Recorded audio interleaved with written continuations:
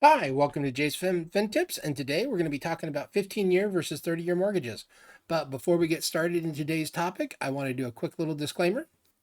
The content shared during this video is provided for general education, entertainment, and information purposes only. It is not financial, investment, tax, legal, insurance, political, or medical advice. No personal recommendations are being made. Nothing presented should be interpreted as a solicitation, endorsement, or guarantee of results. Although I do hold a CFP, ChFC, and CLU designations, I'm not acting as a financial advisor, fiduciary, insurance professional, tax professional, or legal representative through this platform. All examples, case studies, scenarios are hypothetical and intended for illustrating financial principles only. Viewing or engaging in this video does not create an advisor-client, fiduciary, insurance advisor, or planner-client relationships. Always consult your own licensed professional for advice specific to your individual circumstances. For our full legal disclaimer, go to jasonfintips.com/legal. And with that, let's dive into today's topic. I wanted to talk. One of the things I hear about is a 15-year versus a 30-year mortgage. And the way I like to think about this is it is usually a trade-off like most other things are. And before we dive into details, if you could like or subscribe, that would be fabulous and get more great information that we talk about. So the first thing I want to do is kind of take a look at some key takeaways if you're just here for a few minutes to get you kind of an idea of what's going on. A 15-year, kind of a broad overview. A 15-year mortgage offers a fast track to financial freedom. It offers higher pay, significantly less interest overall, caveat, and builds equity nearly twice as fast. But the higher monthly payments requires careful budgeting and a stable income. These are best for borrowers who value security over long-term savings and short-term or over short-term flexibility. A 30-year mortgage, on the other hand, provides more flexibility, allowing you to manage other goals such as retirement, investing, college savings, or building an emergency fund to pay more interest over time. But you gain cash flow freedom, which can be powerful and when used strategically. So, is balance the real goal? The best mortgage isn't one that really the cheapest on paper, it's the one that aligns with your life stage, priorities, and comfort risks. Personal finances isn't always about absolutes. It's about trade-offs that reflect stability and when opportunity and what means to you. Best strategy is simplicity. Whether you choose a 15 or a 30-year, success comes from using your mortgage intentionally, paying extra when possible, investing the difference wisely, and integrating your home loan into your larger financial plan designed to grow your financial peace of mind. So let's take a look and dive down. Now that we've kind of gone into the kind of the bullet points, let's kind of get into the weeds here. When you're looking to choose between a 15, oh, excuse me for a second here. Um, Choosing between a 15 and 30-year mortgage is one of the most important financial decisions you'll make as a homeowner. It affects not just your monthly payment, but also your total interest paid, equity growth, and your financial stability. At first glance, the decision might be simple: pay less each month or pay a little more over time. But in reality, it's about aligning a mortgage strategy with your broader financial strategy. We're going to break this down into some different loan terms to compare their pros, cons, and what might make sense for your individual situation. Understanding mortgage terms. Mortgage term is the length of which you have the loan. The most common are the 15 and the 30. A 15-year loan typically has an interest rate of 0.5% to 1% lower, but has a much higher monthly payment. Yes, and overall, the loan may have total less interest paid, and it may be paid off in 15 years. In terms of a 30-year mortgage, you may have typically a little bit higher interest rate, but you're going to have a lower monthly payment, and you're probably going to pay more interest over the time period for 30 years. So 15-year loans are faster and cheaper over time, but they come with trade-offs, but they're tougher on your monthly budget. 30-year loans are easier in cash flow, but they cost significantly more in interest. And both of these should be looked at from the trade-offs that they come with. Each of them have pros and cons. In comparing a 15-year versus a 30-year mortgage, it's easy to focus on the monthly payment, but the differences go deeper, affecting your total cost, your financial flexibility, and even approval odds. Here's what really matters: interest rates. When short-term terms cost less, lenders generally offer lower interest rates on 15-year mortgages because they have shorter loans carry less risk. The banks get more of its money back faster and faces fewer potential economic changes that borrower may default. A 15-year loan might come with an interest rate of about 1% lower. Over time, the differences can compound into thousands of dollars. Example: if a 30-year mortgage offers a 6.5% interest rate compared to a 15-year mortgage with a 5.75% interest rate, that 0.75% may not sound like much, but when applied to a $300,000 loan, it can save over $50,000 in total interest just from a reduction of rate loan. Monthly payments. But I don't want you to stop there. It's about their trade-offs. We're going to get into more of this, but there's some good things that can be saved for costing a lower cost of money on that. Monthly payments, higher disciplines or faster freedoms. A 15-year mortgage compresses your retirement into half of your payment period into half the time. So your monthly payment will be higher, often 40 to 60% higher than in a 30-year loan. You're paying principal back faster. This means the higher payment means you're paying down the principal, not just interest. Each payment builds equity with a shorter the debt timeline. The trade-off is cash flow pressure, less monthly flexibility for savings, emergencies, less tax deductible interest rates, less ability to put money into 401k or retirement plans, less opportunities to possibly invest because you're focused on the debt loan with the fixed cost of the interest rate. Your total housing costs include your taxes, insurance, should stay below about 28% of your gross monthly income. If a 15-year loan pushes you well above that, it may create long-term stress and causing you to not meet your financial progress. Total cost, the power of compounding interest. This is one of the things that does cost a lot. Is the biggest and most overlooked difference is the total interest paid when a 30-year mortgage. You pay the interest, but you pay it for twice as long and at a higher rate. Even if the payments feel comfortable month to month, the cumulative interest rate can be staggering. A 30-year loan can cost hundreds of thousands more in interest compound from 15. The 15-year higher payment is offset by a maximum reduction in total borrowing cost. Think of this as a 30-year mortgage may buy you more comfort today, but it quietly doubles the price of your home over time.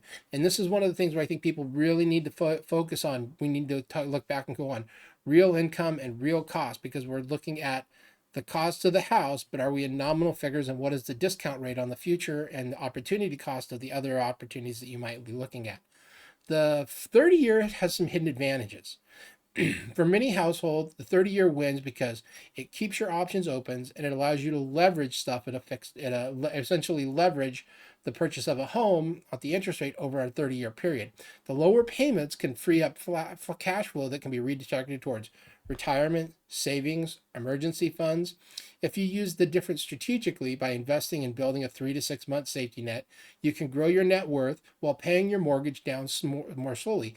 And even if you save $600 from choosing a 30-year instead of a 15-year and investing it in a 401k at a rate of 7%, for example, after 15 years, you have over $187,000, potentially outpacing the interest savings from a shorter, more aggressive loan period.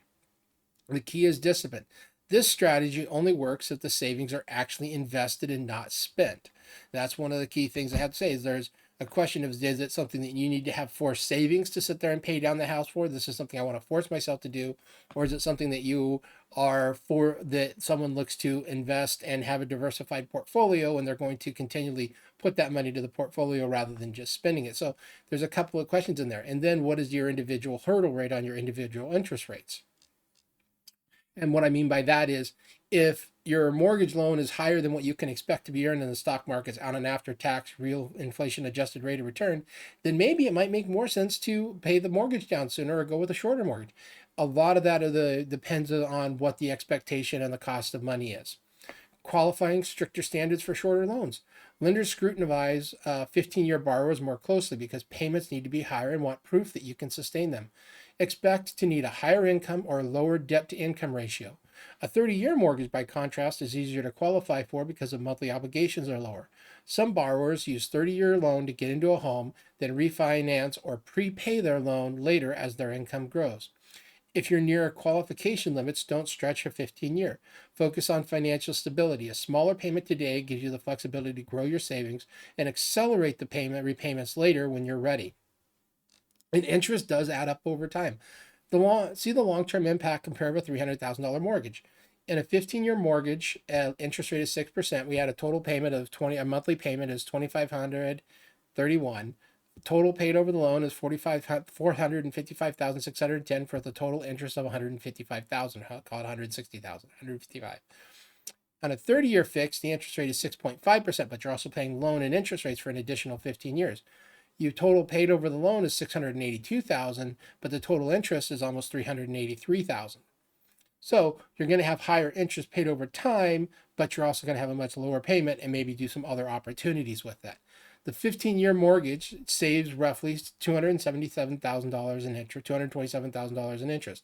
And it doesn't mean that someone can't take the monthly payment after the 15 years that they would have been making to their house and start saving that into a retirement account as well. So there are other options there that needs to be properly run with the proper financial planning software to run for your individual circumstances. And I strongly recommend working with someone that has a cash flow, tax sensitive financial planning software to make some of these decisions. If you can comfortably handle the difference without sacrificing retirement savings, emergency reserves, or financial security, the 15-year option delivers a strong long-term value. But if the payments higher would stretch your budget or prevent you from saving elsewhere, maybe a 30-year mortgage might be a smarter strategic choice, especially if you commit to extra principal payments if possible. Just adding an extra couple $100 every month to your 30-year mortgage can shorten your payoff period from 5 to 7 years and save tens of thousands of dollars in interest. It might be a middle ground between affordability and efficiency. So if you have some extra months where you can put extra money towards your 30-year mortgage, that might be something that you want to do. That you say, hey, I understand my payoff, I understand the expected rates of return, I've got a really low mortgage loan, but I want to pay a little bit more because it just makes me feel better. And that goes back to your investment policy statement and your personal financial plan and what your own goals are that make you feel secure. Pros and cons of a 15-year mortgage. Advantages: faster payoff, less total interest. You build equity a lot quicker. You have a lower interest rates. And for some people that want to be paid off in retirement, it definitely offers enter retirement debt-free. Drawbacks: higher payments, constrained cash flows, especially with variable income, less flexibility, fewer funds available for emergencies or other investments, and they come with harder qualification requirements and lower DTI, debt to income ratios. Pros and cons of a 30-year mortgage expanded. A 30-year mortgage remains the most popular loan term in America, and for good reason. It offers predictability, flexibility, accessibility, and a wide range of borrowers. However, some features that make it appealing can also slowly wealth building get managed wisely. Some of the advantages of a 30-year: lower monthly payments, more breathing room for your budget. Because your repayment depends over 30 years, your monthly payment is significantly lower than a 15-year mortgage. This makes it easier to manage other expenses, qualify for the loan, and maintain a comfortable lifestyle without being house poor. A 30-year term can often reduce your monthly payment by 30 to 40% compared to like a 15-year loan. This difference can help first-time home buyers and families with variable incomes achieve home ownership without overstretching their cash flow. Tips: they could use the extra money and margin to strengthen your financial foundation, such as building up an emergency reserve, investing, or making sure to put money into a retirement plan.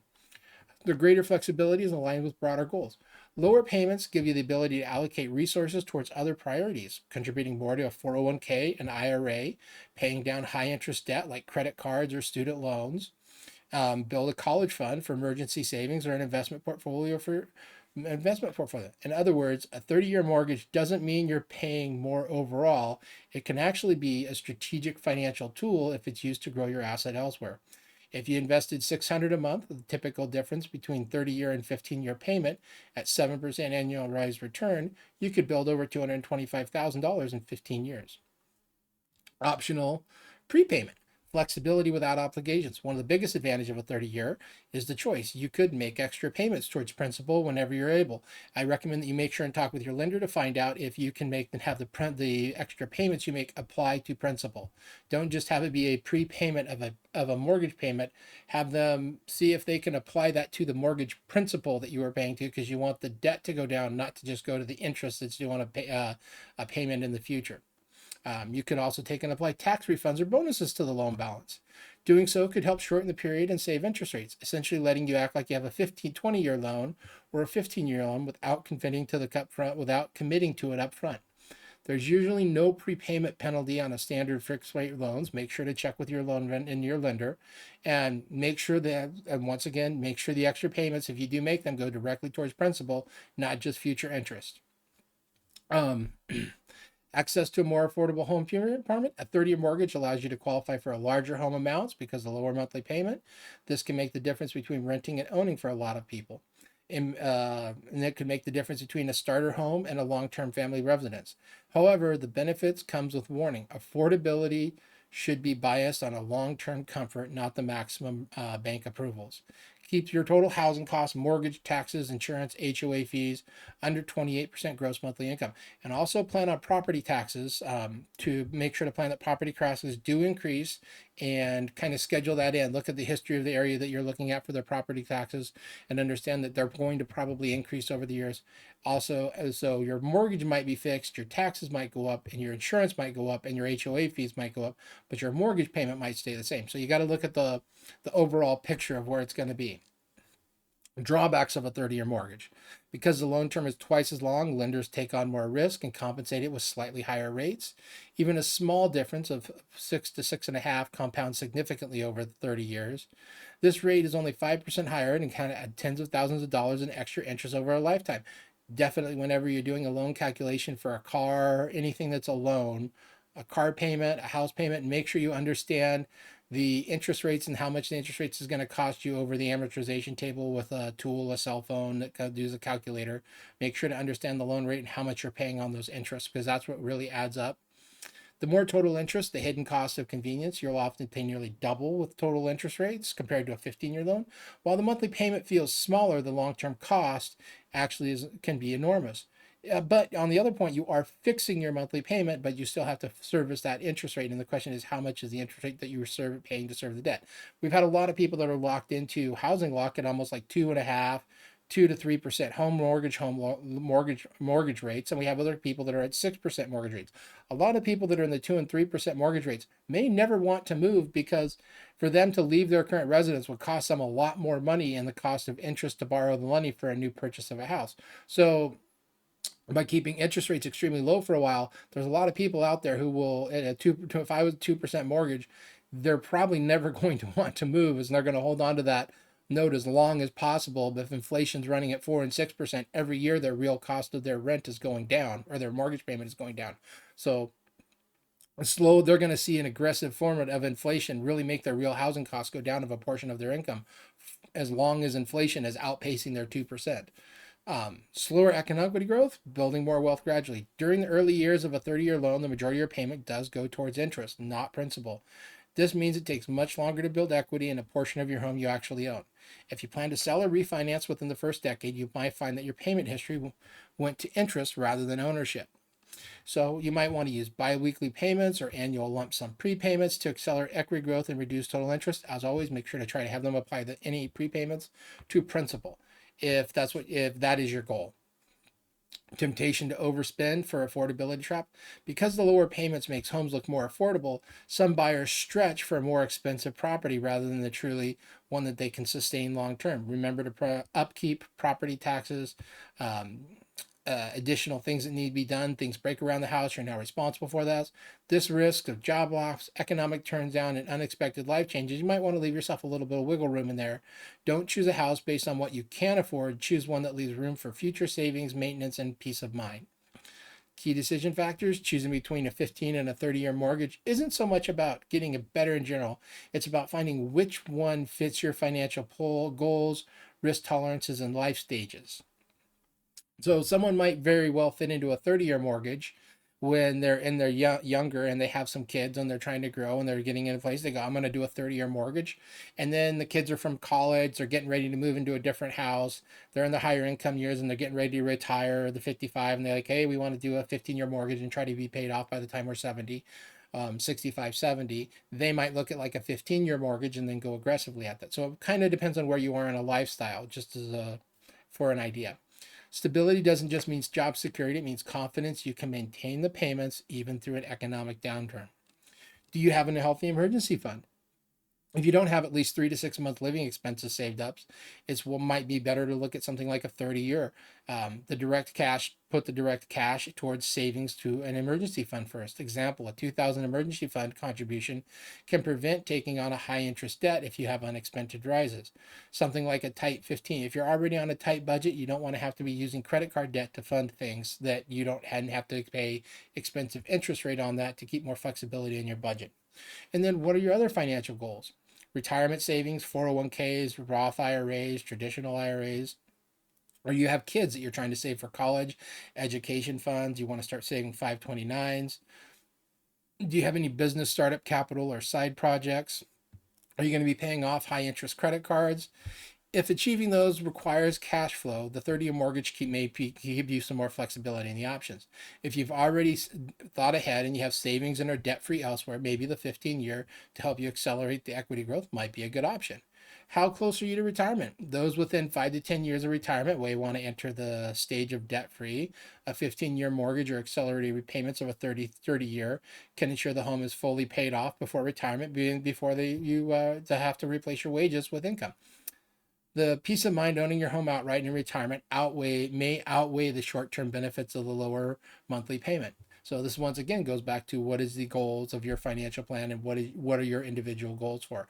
If someone goes, hey, I'm all about optimizing, then maybe it says I keep the debt, maybe it doesn't. They're going to follow whatever the financial planning software says, where someone else might say, this is how I feel that I want to have, and part of my individual goal is to have my house paid off so that I feel better, and that emotional stability.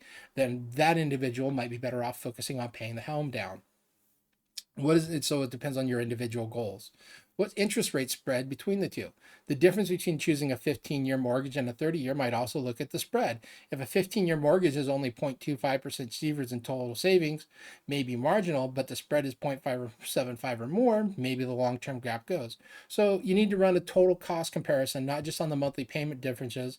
Look at mortgage calculators, spreadsheets, work with a qualified financial planner who has the software to run these sort of things, or build yourself out some Excel spreadsheets if you're good with that. Find out what your kind of long-term impact looks like. A mortgage isn't just a debt, it's a long-term financial instrument. Your choices could align with your goals for stability, savings, freedom, not simply the lowest monthly bill or the fastest paid off. So let's take a look at a couple mortgage scenarios that we might hear. So let's say a young family with flexibility and growth. These are from 15 versus a 30. They're trying to make a decision hypothetically here. This is just an example scenario. 35-year-old couple buys a $400,000 home with 20% down, leaving $320,000 on a mortgage. 30-year fixed is going to be 6.5. A 15-year fixed is going to be 6.0. We can look at their monthly payment on a 30-year fixed is going to be about $2,000 a month with a total interest of $407,000. On a 15-year fixed, they're looking at about a 6% interest rate with a monthly payment about $27,000. Total interest of about $167,000. At first, the 15-year looks like the clear winner. It saves them $240,000 in interest, but the extra $700 a month is significant for the young family trying to manage daycare, retirement, college contributions. If they choose a 30-year loan and invest, say, $700 a month in the S&P, $679 each month in an S&P index fund, averaging a 7% annual return, they could accumulate roughly $225,000 in 15 years, almost equals to the interest saved of the shorter mortgage. The key is discipline. The 30-year only works as a wealth tool if the couple invests the difference and doesn't spend it. The 30-year mortgage favors those who value flexibility and invest strategically. Used wisely, it can balance lifestyle and long-term growth, but it demands intentional financial behavior and understanding the spreads. Let's say we've got a mid-tier professional, mid-career, balancing affordability and acceleration. Let's say Chris is 42. He buys a $450,000 home with 20% down. And financing $360,000 with a solid income and 2 kids near college. Cash flow flexibility matters, but so does long-term debt reduction. This options, he might be looking at a 30, a 20, and a 15. We have a rate of 6.5 for a 30-year, 6.25 on a 20-year, and 6% on a 15-year. We've got his monthly payment of $2,200, $2,617, and $3,000. And then we have total interest of $459, $266, and $187. So rather than locking into a 15-year payment, Chris chooses the 30-year payment for flexibility, but might individually commit to paying extra cash each month, effectively turning the 30-year into a 20-year payoff plan. By adding the $300 to $400 monthly towards principal, he shortens the repayment period by nearly a decade and saves nearly $200,000 in interest. This keeps his option open to reduce his payments during tight months. Lesson: a 30-year-old loan doesn't have to be 30 years. Paying like it's 20 gives you control and adaptability, blending affordability with a faster payoff. Ideally, this might be ideal for a mid-career professional juggling multiple financial priorities. Example 3, a near retiree who wants peace of mind. 55, Maria refinances her $180,000 mortgage and wants to ensure she's debt-free at 70. She has a 30-year at 6.5, a 15-year at 6%. Her monthly payment is $11.38 on this 30-year and $15.19 on the 15-year. The total interest on the 30-year is $230,000, and on the 15-year fix is about $94,000. By choosing the 15-year term, Maria may increase her payment by $380 a month, but it guarantees her home will be paid off before she retires.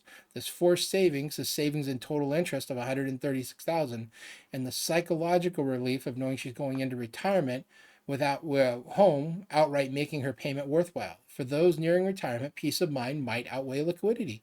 A 15-year loan can lock in stability, reduce long-term costs, and align mortgage-free milestones with your retirement timeline.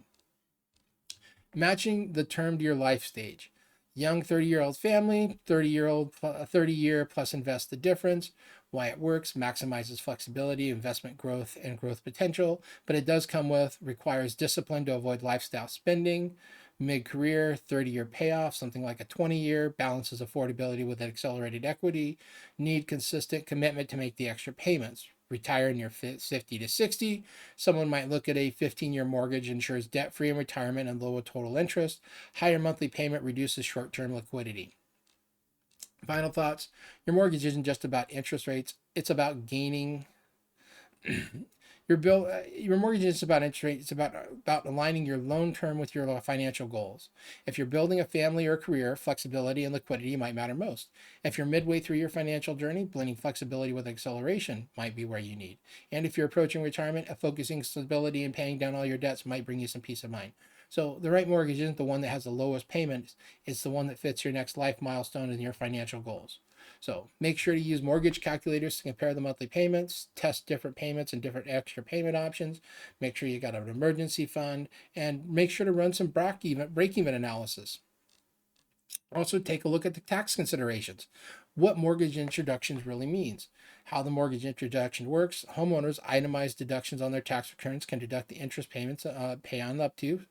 For example, $750,000 on qualified home mortgage for loans taken after December 15, 2017, or $1 million on older mortgages originating before the date. This deduction applies to both primary and secondary homes, but only if you itemize. However, since the Tax Job and Recovery Act significantly increased deduction standards, most Americans no longer need to itemize.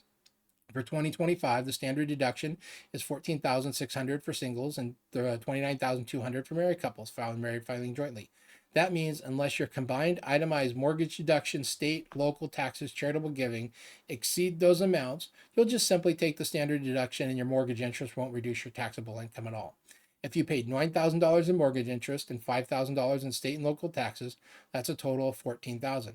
If that couple was married, that's still $29,200 deduction, means that they would possibly just take the standard deduction and not have to deal with itemized deduction, and the interest doesn't change their tax bill.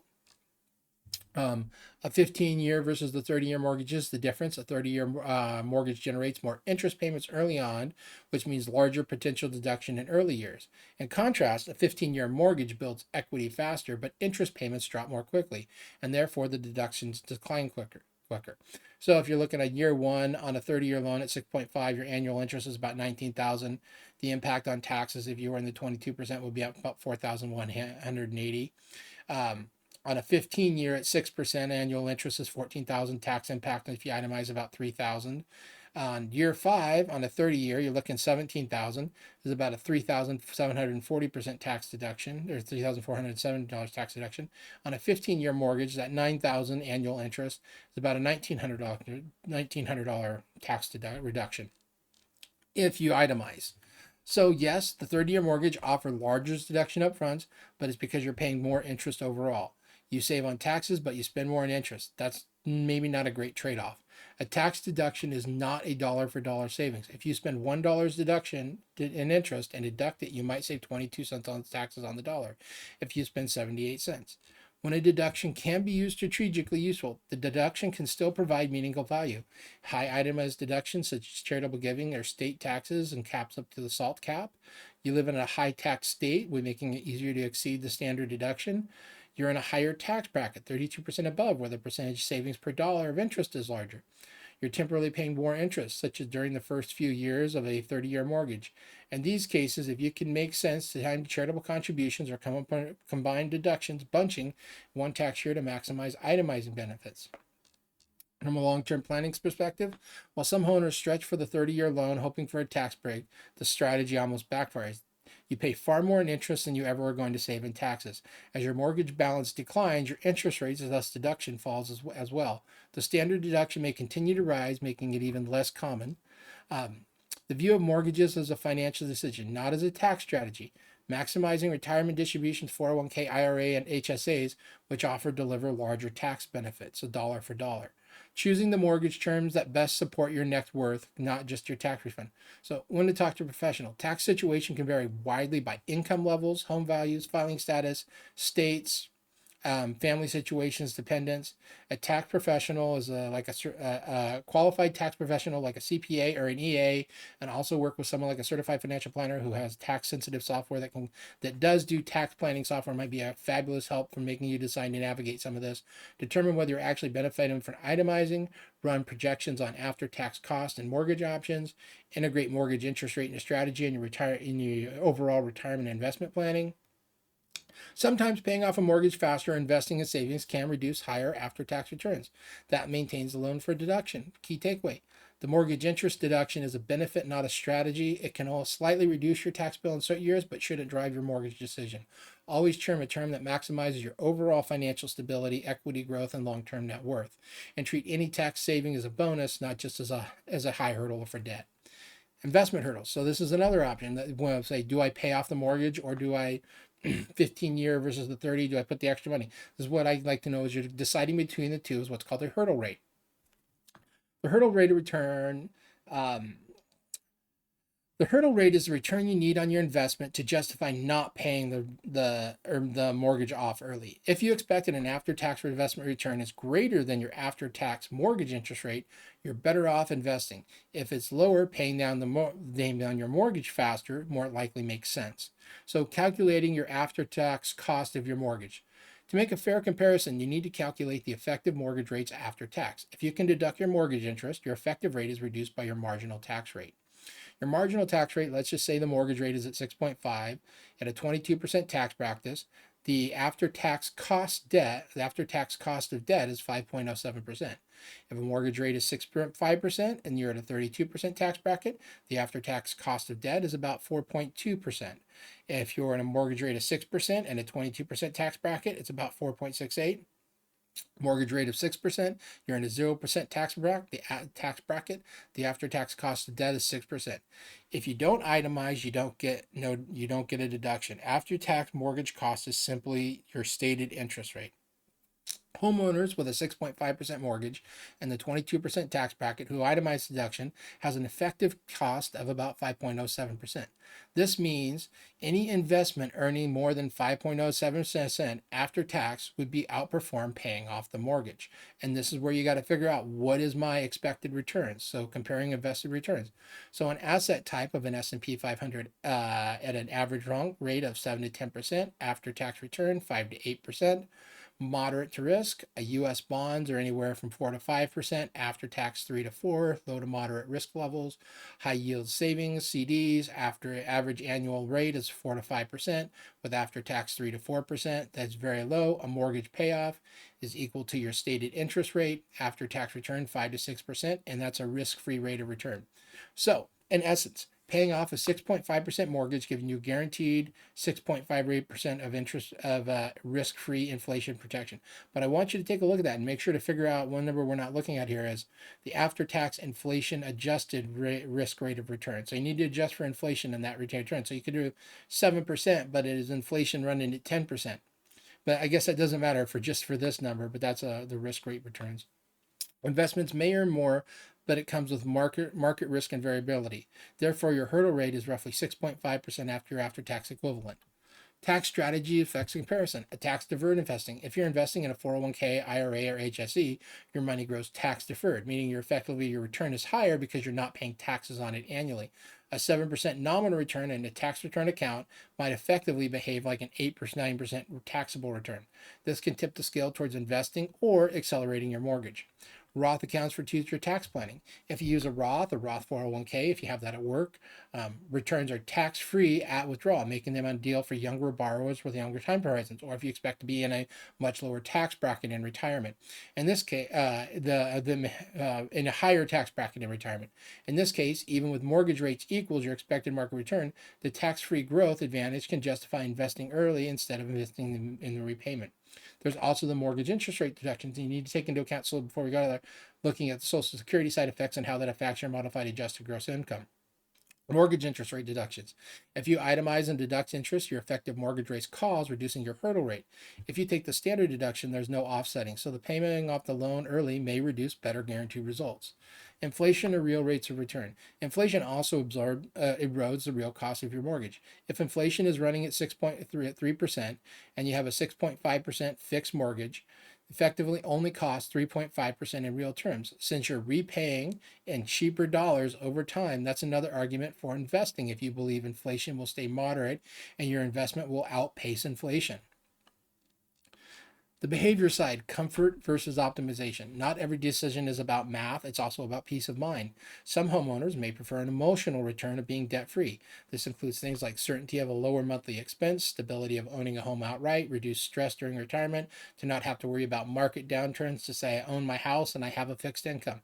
Others are comfortable carrying on debt strategically to pursue higher long-term returns through diversification. So there's no single right answer. The only right one is that fits your risk tolerance and financial stage. So kind of putting it all together. And the investment matrix I kind of got here is you got your mortgage rate. So if a hurdle rate, for example, favors paying off the early above 6%, if it's below 5%, it might favor investing instead. Your tax bracket could be a low or standard deduction, favors investing if you're in a high and you're itemizing. Investment horizon, if you're on a 10-year or a shorter than a 10-year period, might be looking at paying it off. If short term paying the mortgage down might favor. If you're on a 15 to 20-year time horizon, it might favor investing instead. It also depends on risk tolerance. If someone favors paying the risk, they're very risk averse, they want to get the mortgage paid down. If you have someone says, you know what, I'm going to be a little more risky, I want to go with a higher risk portfolio and maybe see if I can do a little better off, they might be more favoring a risk strategy. Retirement goals, is that one of the things you're looking at is debt free? Could be one of the big securities. Say I want to have my house paid off, I've been planning this to get, I want to own my own house. Is it favorable? Or is someone says, you know what, I'm okay with the leverage and making the payment every month, I want to have a growing wealth over time, and this is the kind of my strategy I'm going to use, and I have 30 years in retirement.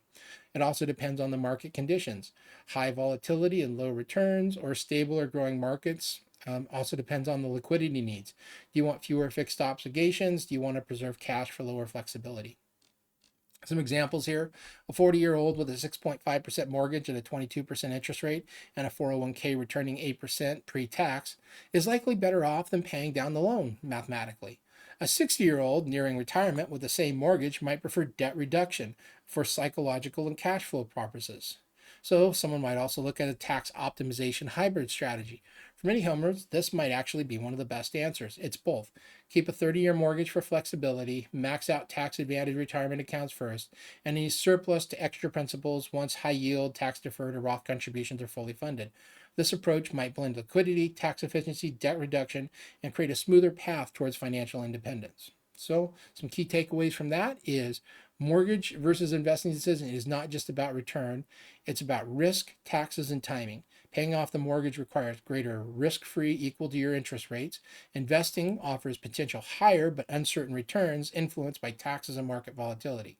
So your personal hurdle rate, the after-tax mortgage cost is your decision and your benchmarks. If you invest, you can reliably earn more after tax inflation than your mortgage cost. Invest. If not, peace of mind is your priority. Paying down a mortgage may be smarter for a guaranteed rate of return. Some alternatives someone might consider is a middle ground of a 20-year mortgage, biweekly payments, increasing the payments to make an extra payment, refinancing strategies. Someone could possibly use an adjustable rate arm depending on where they are. Some common mistakes that you might want to try to avoid is always choosing the lowest monthly payment. Affordability matters, but so does long-term cost, ignoring opportunity cost, skipping emergency savings, and not comparing total loan cost or doing decisions in real constant dollars. So which mortgage is best for you? I don't know. It comes down to a 15 and a 30-year mortgage or a 20-year mortgage. There's no single best answers. It's kind of one that fits your lifestyle, your financial goals, and your peace of mind. The right terms depend on what you value: freedom from debt or freedom from cash flow. Are you a numbers guy? Are you someone that wants to have feelings? Choosing a 15-year mortgage, someone might, if you can comfortably afford the higher payments. You want to build equity faster, you're nearing retirement, and you value financial certainty. If you're stable in your career and already savings adequately for retirement, a 15-year mortgage can fast track you to provide lasting peace of mind. Someone might choose a 30-year mortgage if they want to be more flexible to handle other goals such as retirement, investing, college savings, business growth. Um, your income is variable or commission based. You have a high value room, especially if you're if you're a content creator that has businesses that go lumpy for your income. You're planning to invest in the difference between a 15 and a 30-year payment plan and long-term growth. You expect to move, refinance, or upgrade homes within the next 10 to 15 years. You prefer control over your cash flow rather than locking into a fixed high payment. If you're early in your career or raising a family, a 30-year loan gives you some balanced home ownership with other financial priorities, provided you stay intentional with your savings. So, as a rule of thumb, if you can handle a 15-year payment without compromising savings, retirement, or liquidity or your other goals, it usually might be worth it for you to have a guaranteed savings rate to pass it off faster, pay down the debt faster. If not, a 30-year mortgage strategically used can take advantage of lower payments, build an emergency fund, and make extra principal payments when possible for long-term interest. Final thoughts? The mortgage is once again just another financial planning tool. And a financial planning tool is something that you use to go back to your authentic goals of what your goals, your risk tolerance, and where you are. And it's a powerful financial planning tool that can be used to accelerate your wealth or drain it or drain it quickly, depending on how you set yourself up. A 15-year mortgage helps you build you more equity and more security quicker into a home equity. A 30-year mortgage builds more flexibility and opportunity. The best choice isn't about math alone. It's about aligning your home finances with your life stage, investment strategy, and comfort and risk.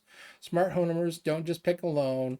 They use the loan as a tool to get where you want to be. Whether you pay down debt aggressively or leverage flexibility to grow your investment, your success depends on consistency, discipline, long-term vision, going back to your authentic financial goals. I highly recommend working with not just a CFP, a certified financial planner, but look for a planner who does cash flow planning, because there are things where advisors there's different financial planning softwares out there that different financial planners use. There's also some financial planners who focus very much on portfolio management in our CFPs. There's also EAs and people that CFP EAs that may focus on tax planning. You really want to have someone that in their different financial softwares that one can do total return and funded ratios. There's also ones that do cash flow planning to start figuring, hey, am I going to look if I'm fully funded, or am I actually going to start doing tax management planning of how far down in the weeds you want to go. So it really depends on making sure that they have the software and a strategy that fits with what you're looking at for what you want to do to analyze the decisions in your financial and tax life. Not every advisor has the software to do that. Some of them do, some of them don't. Some will specialize in that, some of them don't. So that's why you look to find an advisor that fits what you need. And with that, hopefully that gives you an idea of some good ideas. Put some notes in the comments. I'd love to have you guys subscribe. If you've been with me this long, thank you very much. This is one of the things I love to talk about. There's no one easy answer on this, and this is once again until I don't really know what someone wants until you kind of know what their authentic goals are and you run the numbers. So thanks a lot and have a great day.